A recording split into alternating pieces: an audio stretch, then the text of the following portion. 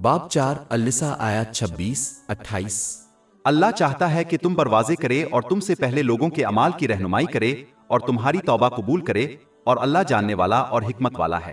اللہ تمہاری توبہ قبول کرنا چاہتا ہے، لیکن جو لوگ خواہشات کی پیروی کرتے ہیں وہ چاہتے ہیں کہ تم بہت بڑی گمراہی میں پڑ جاؤ، اور اللہ تم پر ہلکا کرنا چاہتا ہے، اور انسان کو کمزور پیدا کیا گیا ہے۔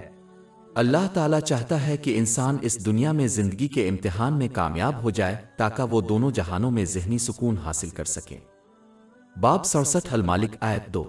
وہ جس نے موت اور زندگی کو پیدا کیا تاکہ تمہیں آزمائے کہ تم میں سے کون عمل میں بہتر ہے۔ اس کے نتیجے میں اللہ تعالیٰ نے قرآن مجید اور نبی کریم صلی اللہ علیہ وسلم کی روایات کے ذریعے ایک الہی ضابطہ حیات نازل فرمایا تاکہ لوگ اس مقصد کو حاصل کر سکیں جس طرح اس نے پچھلی نسلوں کے لیے الہی ضابطہ اخلاق نازل کیا تھا۔ باب 4 النساء آیت 26۔ اللہ چاہتا ہے کہ تم پر واضح کرے اور تم سے پہلے لوگوں کے اعمال کی طرف رہنمائی کرے۔ الہی ضابطہ اخلاق انسان کو سکھاتا ہے کہ اللہ تعالیٰ نے جو نعمتیں عطا کی ہیں ان کا صحیح استعمال کیسے کرے۔ یہ اس بات کو یقینی بنائے گا کہ وہ ایک متوازن ذہنی اور جسمانی حالت حاصل کریں گے اور قیامت کے دن اپنے احتساب کے لیے مناسب تیاری کرتے ہوئے ہر چیز اور ہر ایک کو اپنی زندگی میں درست طریقے سے رکھیں گے۔ لہٰذا یہ طرز عمل دونوں جہانوں میں ذہنی سکون کا باعث بنے گا۔ اللہ سبحانہ و تعالیٰ کی اطاعت کے ذریعے ذہنی سکون حاصل کرنے کی حقیقت کو اپنے ارد گرد اور ان سے پہلے رہنے والوں کا مشاہدہ کر کے سمجھا جا سکتا ہے۔ یہ بات واضح ہے کہ جنہوں نے اللہ تعالیٰ کی اطاعت کی، اس کی عطا کردہ نعمتوں کو صحیح طریقے سے استعمال کر کے ذہنی سکون حاصل کیا، جبکہ جن لوگوں نے ان نعمتوں کا غلط استعمال کیا جو انہیں عطا کی گئی تھیں، ان کی ذہنی اور جسمانی حالت غیر متوازن ہو گئی اور انہوں نے اپنی زندگی میں ہر چیز کو ضائع کر دیا۔ لہٰذا یہ رویہ انہیں تناؤ، مشکلات اور پریشانیوں کی طرف لے جاتا ہے، خواہ وہ دنیاوی آسائشوں سے لطف اندوز ہوں۔ باب 4 النساء آیت 26۔ اللہ چاہتا ہے کہ تم پر واضح کرے اور تم سے پہلے لوگوں کے اعمال کی طرف رہنمائی کرے۔ لیکن جیسا کہ لوگ کامل پیدا نہیں ہوئے، اللہ تعالیٰ ان سے کاملیت کا مطالبہ نہیں کرتا۔ اس کے بجائے وہ ان سے توقع کرتا ہے کہ وہ ان نعمتوں کو صحیح طریقے سے استعمال کرتے ہوئے جو انہیں اسلامی تعلیمات میں بیان کی گئی ہے، سچے دل سے اس کی اطاعت کرنے کی کوشش کریں، اور جب بھی وہ گناہ کریں توبہ کریں اور اپنے طرز عمل کی اصلاح کریں۔ باب 4 النساء آیت 26۔ اللہ چاہتا ہے کہ تم پر واضح کرے اور تم سے پہلے لوگوں کے اعمال کی طرف رہنمائی کرے اور تمہاری توبہ قبول کرے۔ مخلص توبہ میں احساس جرم، اللہ تعالیٰ سے معافی مانگنا اور جس پر بھی ظلم ہوا ہے شامل ہے، جب تک کہ یہ مزید پریشانی کا باعث نہ ہو۔ انسان کو سچے دل سے وعدہ کرنا چاہیے کہ وہ دوبارہ وہی یا اس سے ملتا جلتا گناہ نہیں کرے گا، اور اللہ تعالیٰ اور لوگوں کے حوالے سے جو حقوق پامال ہوئے ہوں ان کی تلافی کرنی چاہیے۔ انہیں چاہیے کہ وہ اللہ تعالیٰ کی سچی اطاعت کرتے رہیں، اس کی عطا کردہ نعمتوں کو صحیح طریقے سے استعمال کرتے ہوئے جیسا کہ اسلامی تعلیمات میں بیان کیا گیا ہے۔ جیسا کہ اللہ تعالیٰ ہی ہر چیز کو جانتا ہے، وہ اکیلا ہی کامل ضابطہ اخلاق مہیا کر سکتا ہے جس سے ذہنی سکون حاصل ہو۔ وہ اکیلا ہی بنی نوع انسان کو سکھا سکتا ہے کہ ان نعمتوں کا صحیح استعمال کیسے کریں جو اس نے انہیں عطا کی ہیں تاکہ وہ متوازن ذہنی اور جسمانی حالت حاصل کر سکیں، اور وہ اکیلا ہی بنی نوع انسان کو سکھا سکتا ہے کہ ہر چیز اور ہر ایک کو اپنی زندگی میں صحیح طریقے سے کیسے رکھا جائے۔ تمام انسانوں کے بنائے ہوئے ضابطے علم، دور اندیشی، تجربے کی کمی اور تعصبات کی وجہ سے کبھی بھی ذہنی سکون کا باعث نہیں بن سکتے۔ باب 4 النساء آیت 26۔ اور اللہ جاننے والا اور حکمت والا ہے۔ اللہ تعالیٰ مزید اس بات پر زور دیتا ہے کہ توبہ کا دروازہ اور ذہنی سکون کا راستہ سب کے لیے کھلا ہے، اور خبردار کرتا ہے کہ دوسرے لوگ انہیں اس راستے سے ہٹانا چاہیں گے جو ذہنی سکون کی طرف لے جاتا ہے۔ باب 4 النساء آیت 27۔ اللہ چاہتا ہے کہ تمہاری توبہ قبول کرے، لیکن جو لوگ خواہشات کی پیروی کرتے ہیں وہ چاہتے ہیں کہ تم بہت بڑی گمراہی میں پڑ جاؤ۔ جیسا کہ اسلام انسانوں کو اپنی خواہشات پر قابو پانے اور ان نعمتوں کا صحیح استعمال کرنے کی تعلیم دیتا ہے جیسا کہ اسلامی تعلیمات میں بیان کیا گیا ہے تاکہ وہ دونوں جہانوں میں ذہنی سکون حاصل کر سکیں، اسلامی تعلیمات ان لوگوں کے رویے سے متصادم ہیں جو صرف اپنی دنیاوی خواہشات کو پورا کرنا چاہتے ہیں۔ اس کے نتیجے میں یہ لوگ ان مسلمانوں پر تنقید کریں گے جو اللہ تعالیٰ کی اطاعت کرنا چاہتے ہیں۔ اس کے علاوہ جب کوئی اپنے ارد گرد کے لوگوں سے مختلف راستہ چنتا ہے تو اس سے وہ اپنی زندگی میں اپنے راستے ان نعمتوں کو اپنی خواہشات کے مطابق استعمال کرنے کے بارے میں برا محسوس کرتا ہے، اور اس کے نتیجے میں وہ اللہ تعالیٰ کی اطاعت کے لیے ان کی لگن پر تنقید کرتے ہیں۔ افسوس کی بات یہ ہے کہ یہ تنقید اکثر اپنے ہی رشتہ داروں کی طرف سے آتی ہے۔ اس کے علاوہ معاشرے کے دیگر عناصر جیسے سوشل میڈیا، فیشن اور ثقافت اللہ تعالیٰ کی اطاعت کرنے کی کوشش کرنے والے پر تنقید کریں گے، کیونکہ اسلام کا پھیلاؤ انہیں دولت کمانے اور اثر و رسوخ حاصل کرنے سے روکتا ہے۔ اسلام جن صنعتوں پر تنقید کرتا ہے جیسے شراب اور تفریحی صنعتیں، معاشرے کے اندر لوگوں کو اسلام قبول کرنے سے روکنے اور مسلمانوں کو اس مقصد کے لیے اسلامی تعلیمات پر عمل کرنے کی حوصلہ شکنی کرنے کی بھرپور کوشش کرتی ہیں۔ یہ ایک بڑی وجہ ہے کہ سوشل میڈیا، فیشن اور ثقافت کے اندر اسلام کے خلاف پروپیگنڈا اس قدر وسیع ہے۔ آخر میں جب بھی کوئی اسلامی تعلیمات پر عمل کرنے کی کوشش کرتا ہے جس میں خواہشات پر قابو پانا شامل ہے، تاکہ وہ ان نعمتوں کو صحیح طریقے سے استعمال کریں جو اسلامی تعلیمات میں بیان کی گئی ہیں، تو دوسرے لوگ جو اپنی تمام خواہشات کے پیچھے پڑ کر جانوروں کی طرح زندگی گزارنا چاہتے ہیں، محسوس کریں گے کہ اسلام اور مسلمان انہیں جانوروں کی طرح ظاہر کرتے ہیں۔ اس کے نتیجے میں وہ لوگوں کو اسلام قبول کرنے اور مسلمانوں کو اسلامی تعلیمات پر عمل کرنے سے روکنے کی کوشش کریں گے، تاکہ وہ حیوانیت کی زندگی اختیار کر کے ان کی طرح برتاؤ کریں جس کے تحت وہ اپنی تمام خواہشات کی پیروی کریں۔ یہ لوگ اسلام کے مخصوص عناصر کو نشانہ بنائیں گے تاکہ اس سے دوسروں کی حوصلہ شکنی کی جا سکے، جیسا کہ خواتین کے لیے اسلامی لباس کو عقل رکھنے والا کوئی بھی شخص ان کی کمزور اور خالی تنقیدوں سے دیکھ سکتا ہے کہ ان کا واحد مسئلہ اسلام سے ہے اور یہ کس طرح اپنی خواہشات پر قابو پانے کی ترغیب دیتا ہے۔ مثال کے طور پر وہ اسلام میں خواتین کے لباس کوڈ پر تنقید کرتے ہیں، لیکن کسی دوسرے لباس کوڈ پر تنقید نہیں کرتے جو کہ معاشرے کے ہر پہلو جیسے پولیس فورس، فوج، ہسپتال کا عملہ، اسکول اور کاروبار کا بنیادی جزو ہے۔ حقیقت یہ ہے کہ انہیں صرف خواتین کے اسلامی لباس کوڈ سے مسئلہ ہے، اور معاشرے میں کوئی دوسرا لباس ان کی کمزور اور بے بنیاد تنقید کو واضح طور پر ظاہر نہیں کرتا ہے۔ در حقیقت اسلام اور مسلمان انہیں جانوروں کی طرح بناتے ہیں، اور اس کے نتیجے میں وہ اسلام پر جس طرح بھی تنقید کرتے ہیں۔ باب 4 النساء آیت 27۔ اللہ چاہتا ہے کہ تمہاری توبہ قبول کرے، لیکن جو لوگ خواہشات کی پیروی کرتے ہیں وہ چاہتے ہیں کہ تم بہت بڑی گمراہی میں پڑ جاؤ۔ یہ ان مسلمانوں کی طرف بھی اشارہ کیا جا سکتا ہے جو مذہبی بدعات پر عمل کرنا چاہتے ہیں تاکہ وہ اپنی دنیاوی خواہشات کو پورا کر سکیں، جیسے کہ اسلام کے اندر دھڑے بنا کر قیادت اور دولت حاصل کرنا۔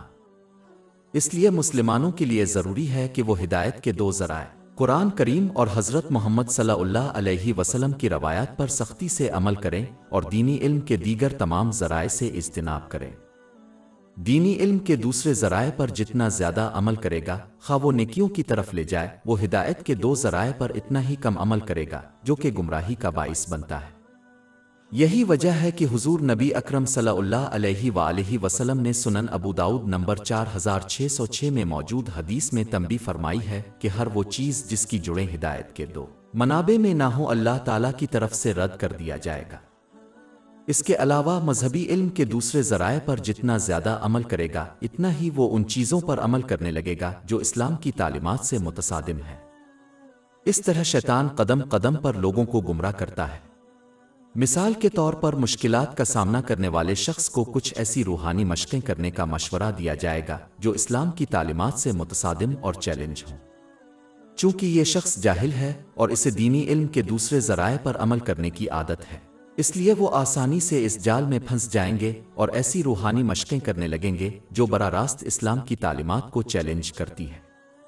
یہاں تک کہ وہ اللہ تعالیٰ اور کائنات کے بارے میں ایسی باتوں پر بھی یقین کرنے لگیں گے جو اسلام کی تعلیمات سے بھی متصادم ہیں، جیسے کہ ماننے والے لوگ مافوق الفطرت مخلوق اپنی تقدیر کو کنٹرول کر سکتے ہیں کیونکہ ان کا علم ہدایت کے دو ذرائع کے علاوہ کسی اور سے لیا گیا ہے۔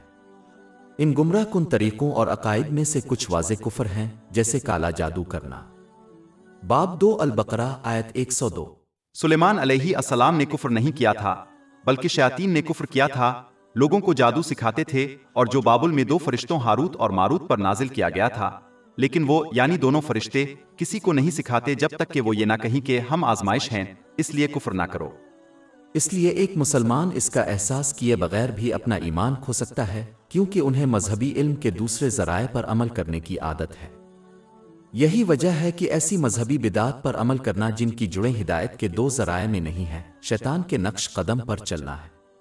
باب 2 البقرہ آیت 208۔ اے لوگو جو ایمان لائے ہو، اسلام میں پورے داخل ہو جاؤ اور شیطان کے نقش قدم پر نہ چلو، بے شک وہ تمہارا کھلا دشمن ہے۔ اور باب 4 النساء آیت 27۔ اللہ چاہتا ہے کہ تمہاری توبہ قبول کرے، لیکن جو لوگ خواہشات کی پیروی کرتے ہیں وہ چاہتے ہیں کہ تم بہت بڑی گمراہی میں پڑ جاؤ۔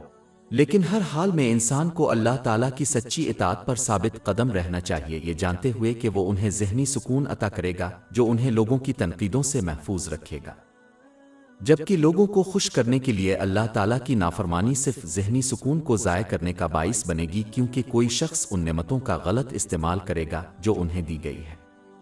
یہ انہیں متوازن ذہنی اور جسمانی حالت حاصل کرنے سے روک دے گا اور ان کو اپنی زندگی میں ہر چیز کو غلط جگہ دینے کا سبب بنے گا۔ باب 3 علی عمران آیت 186۔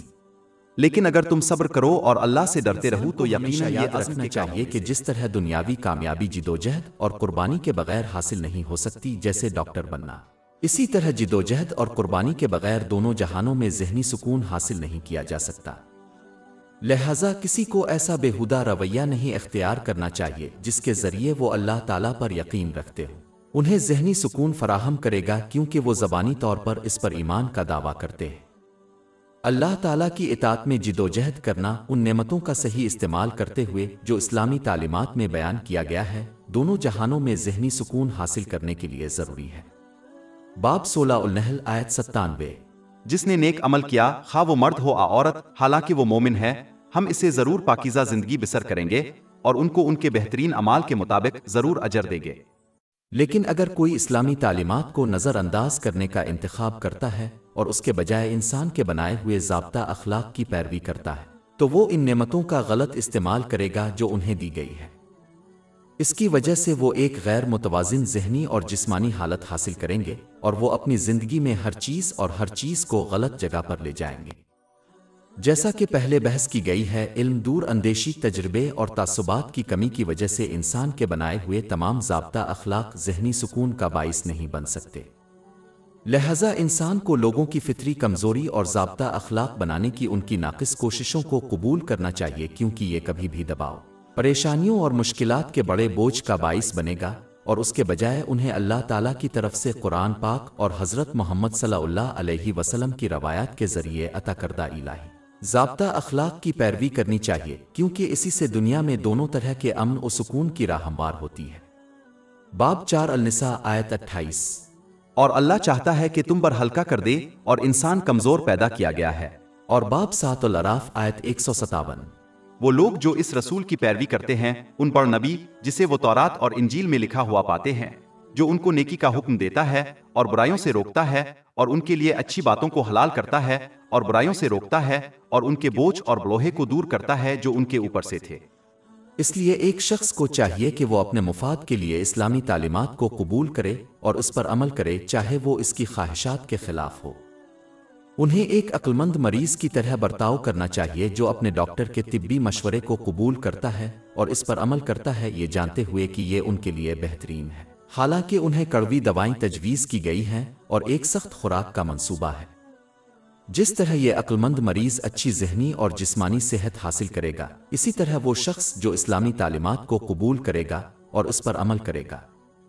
اگرچہ زیادہ تر معاملات میں مریض اپنی تجویز کردہ دوائیوں کے پیچھے سائنس کو نہیں سمجھتے اور اس لیے اپنے ڈاکٹر پر اندھا اعتماد کرتے ہیں، اللہ تعالیٰ لوگوں کو اسلام کی تعلیمات پر غور کرنے کی دعوت دیتا ہے تاکہ وہ اپنی زندگی پر اس کے مثبت اثرات کو سمجھ سکیں۔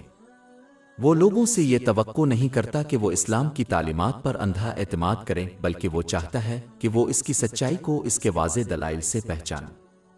لیکن اس کے لیے انسان کو اسلام کی تعلیمات سے رجوع کرتے ہوئے غیر جانبدارانہ اور کھلے ذہن کو اپنانے کی ضرورت ہے۔ باب 12 یوسف آیت 108۔ کہو یہ میرا راستہ ہے، میں اللہ کی طرف بصیرت کے ساتھ دعوت دیتا ہوں، میں اور وہ لوگ جو میری پیروی کرتے ہیں۔ اس کے علاوہ جیسا کہ اللہ تعالیٰ اکیلا ہی لوگوں کے روحانی دلوں کو کنٹرول کرتا ہے، ذہنی سکون کا گھر وہی فیصلہ کرتا ہے کہ کون اسے حاصل کرتا ہے اور کس کو نہیں۔ باب 53 النجم آیت 43۔ اور یہ کہ وہی ہنستا ہے اور روتا ہے، اور یہ بات واضح ہے کہ اللہ تعالیٰ صرف ان لوگوں کو ذہنی سکون دے گا جو اس کی عطا کردہ نعمتوں کو صحیح طریقے سے استعمال کرتے ہیں۔ باب 4 النساء آیت 28۔ اور اللہ چاہتا ہے کہ تم پر ہلکا کر دے اور انسان کمزور پیدا کیا گیا ہے۔ ہماری ویب سائٹ www.shayk.com پر 500 سے زیادہ مفت e books, audio books, انفوگرافکس، podcast اور بلاگ دستیاب ہے۔